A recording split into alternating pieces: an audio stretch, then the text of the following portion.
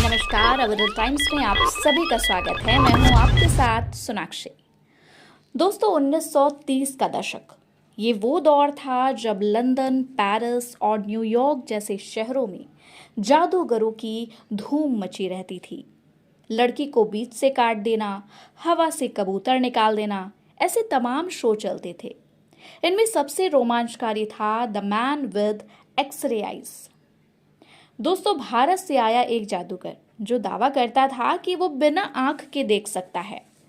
आंखों पर पट्टी बांधकर देखने का दावा यूं कोई विशेष बात नहीं थी, लेकिन ये शख्स सिर्फ पट्टी नहीं बांधता था। आटे की लोई के ऊपर ढेर सारी रुई लगाकर आंखों के सॉकेट के ऊपर रखी जाती थी। उसके ऊपर पट्टियों के ढेर सारे फोल्ड। इसके बावजूद वो सामने रखी पूरी किताब पढ़कर सुना देता। ये शो इतना फेमस हुआ कि उसे टीवी शो मिलने लगे, खूब शोहरत मिली। लेकिन फिर एक रोज एक ब्रिटिश रिसर्चर ने कहा कि ये जादू वादू कुछ नहीं है, मैं प्रूफ करके दिखाऊंगा। रिसर्चर इससे पहले कई जादूगरों, तांत्रिकों की पोल पट्टी खोल चुका था, लेकिन जादूगर फिर भी तैयार हो गया। तय हुआ कि एक साइंस लैब में सबके सामने परीक्षण होगा। परीक्षण हुआ और फिर जो रिजल्ट सामने आया उसने पूरी दुनिया को चौंका दिया। जी हाँ दोस्तों, शुरुआत होती है साल 1905 से। कश्मीर का अखनूर इलाका, यहाँ पैदाइश हुई थी खुदा बख्श की। पिता रेलवे में टीसी थे। परिवार अच्छा खासा अमीर था, लेकिन खुदा बख्श का दिल पढ़ाई में न था। उसे जादू में दिलचस्पी थी, इसलिए उसने ट्रेन का टिकट कटाया और एक दिन पहुंच गया लाहौर। लाहौर में उन दिनों प्रोफेसर मूर नाम के एक जादूगर का जलवा था। खुदा बख्श उनसे जादू सीखना चाहता था, लेकिन अंत में निराशा हाथ लगी। एक मशहूर ब्रिटिश लेखक रोआल्ड डाल के साथ बातचीत में बख्श ने बताया, प्रोफेसर के साथ रहना स्कूल जाने से अच्छा था, लेकिन जल्द ही मुझे समझ आ गया कि ये हाथ की कलाकारी है, इसमें असली जादू जैसा कुछ भी नहीं। खुदा बख्श असली जादू सीखना चाहता था। कई बरस यहाँ वहाँ भटकने के बाद वो पहुंचा हरिद्वार।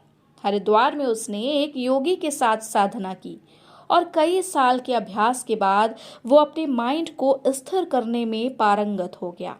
इसके बाद खुदा बख्श ने बर्मा, सीलोन और बॉम्बे की कई यात्राएं की, जहां वो जादू के शो दिखाने लगा।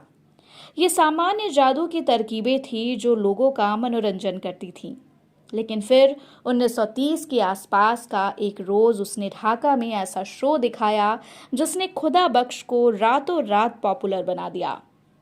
ढाका में एक शो के बाद उसने लोगों के सामने दावा किया कि वो आग पर चल सकता है। सामने कोयलों की चादर थी। खुदा बख्श से पहले 3 लोग कोयले के ऊपर चले, लेकिन फिर पैर जला बैठे। इसके बाद आई खुदा बख्श की बारी। वो बिना किसी दिक्कत कोयलों के ऊपर चलता चला गया। उसके पैरों पर जलने का एक निशान तक नहीं था। इस करतब की बदौलत खुदा बख्श इतना पॉपुलर हो गया कि उसे विदेशों से ऑफर आने लगे। अंग्रेजी पहचान बनाने के लिए खुदा बख्श ने अपना नाम बदलकर खुदा बख्श कर लिया। उसने पेरिस और लंदन में शो शुरू किए। उसके सबसे प्रचलित शो का नाम हुआ करता था the man with X ray eyes.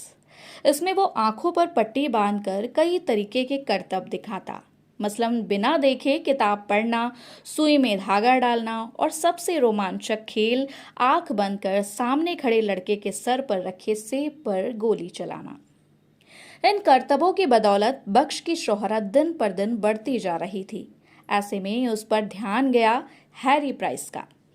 Harry price एक नामी फिजिक्स रिसर्चर था, जो उन्होंने जादू टोने का दावा करने वाले तमाम जालसाजों का भांडाफोड़ कर अपना नाम बनाया था। घोस्ट हंटर के नाम से मशहूर हैरी प्राइस ने खुदा बख्श को चैलेंज दिया कि वो एक लैब में उनके सामने अपना जादू दिखाएं। बख्श तैयार हो गए। इसके बाद खुदा बख्श के 2 ऐसे टेस्ट हुए जिनके परिणामों ने पूरे लंदन में सनसनी फैला दी। 10 जुलाई 1935 की तारीख university of London council for physical investigation के एक कैमरे में बख्श पर कुछ टेस्ट हुए। अपनी किताब कन्फेशन ऑफ घोस्ट हंटर में हैरी प्राइस लिखते हैं, हमने बख्श की आंखों में आटे की 2 लोइयां बांध दी। इसके बाद टेप और बैंडेज लगाकर उसके ऊपर एक काला मास्क पहना दिया। बख्श की आंखें बंद थी, बस मुंह और नाक का हिस्सा खुला था।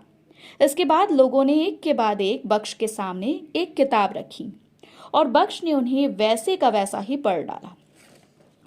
शोधकर्ताओं ने कई बार बख्श की पट्टियां खोली और दोबारा बांधी, लेकिन रिजल्ट सेम का सेम रहा। बकायदा रिसर्चर ने बख्श के सर के पीछे किताब रखी, तब भी उन्होंने हूबहू पढ़ डाला।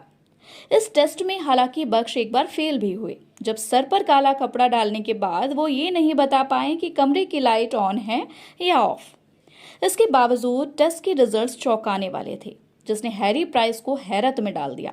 उन्होंने बख्श से एक और टेस्ट देने को कहा। बख्श इसके लिए भी तैयार हो गए। लगभग 2 महीने बाद यानी सितंबर में बख्श की काबिलियत का एक और परीक्षण किया गया। इस टेस्ट में बख्श से आग पर चलने को कहा गया।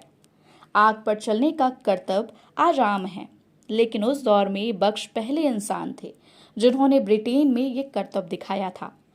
डॉक्टरों की मौजूदगी में बख्श जलते हुए कोयले से गुजर गए। डॉक्टरों ने उनके पैर पर कई बार टेस्ट किए।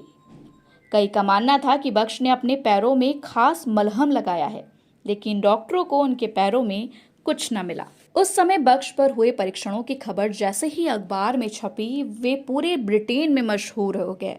प्रेस ने उन्हें the wonder of the century और 8th wonder of the world जैसे नाम दिए और उनके शोज में भीड़ उमड़ने लगी। बाद में बख्श को अपना टीवी शो भी मिला। उनके करतब को रिप्लाई बिलीव इट और नॉट नाम के एक पॉपुलर शो में भी दिखाया गया। आंख बंद कर कुछ भी पढ़ लेने का उनका करतब इतना फेमस हुआ कि कई लोग इसे सच मानने लगे। बख्श ने इसके बाद भी कई साल तक ब्रिटेन में शोज किए, जिसके बाद वो अमेरिका चले गए।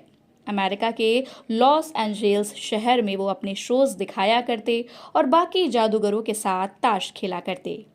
इतिहासकार जॉन बूथ लिखते हैं, बंद आंखों से देख पाने की बख्श की काबिलियत का ऐसा डर था कि उनके साथ ताश खेलने वाले जादूगर भी कहते, अगर बख्श आंख में पट्टी बांधकर खेले तो उन्हें हराना लगभग नामुमकिन है। बख्श ने अपनी बाकी की जिंदगी लॉस एंजल्स में यूं ताश खेलते ही बिताई और 1981 में वहीं उनका निधन हो गया। खुदा बख्श की कहानी पर कुछ साल पहले फिल्म आई थी, the wonderful story of Henry sugar. Doctor strange वाले बेनेडिक्ट कम्बरबैच ने इस फिल्म में मेन भूमिका निभाई थी। ये फिल्म रोआल्ड डाल नाम के एक मशहूर ब्रिटिश लेखक की कहानी पर बेस्ड है। रोआल्ड डाल खुदा बख्श से इतने प्रभावित थे कि उन्होंने बख्श का इंटरव्यू लिया था और उन पर एक कहानी भी लिखी थी। रोआल्ड डाल ने जब खुदा बख्श से उनकी काबिलियत का राज पूछा तो बख्श ने बताया कि वो कई सालों तक हर रोज एक मोमबत्ती पर ध्यान केंद्रित किया करते थे, जिसके चलते उन्होंने बंद आंखों से देखने की काबिलियत अख्तियार कर ली। धन्यवाद।